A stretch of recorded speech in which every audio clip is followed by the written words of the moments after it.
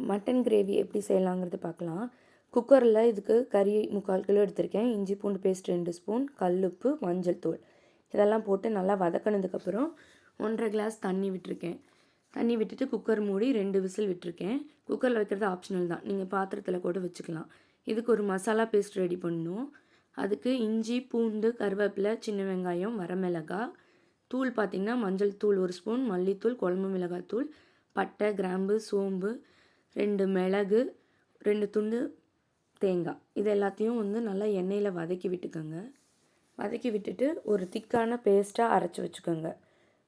பாத்திரத்தில் எண்ணெய் விட்டு முழு வெங்காயம் தாளிப்புக்கு சேர்த்திருக்கேன். கருவேப்பிலை போட்டு குக்கரில் விசில் விட்டுருக்க கறியும் அந்த தண்ணியோடையே சேர்த்திக்கணும். அரைச்சி விட்டுருக்க மசாலா, கல்லுப்பு குழம்புக்கு தேவையானது, கொத்தமல்லி தழை தூவி நல்லா கொதிக்க விட்டு திக்காக எடுத்தோம்னா மட்டன் கிரேவி ரெடி. சேனலை சப்ஸ்கிரைப் பண்ணிக்க.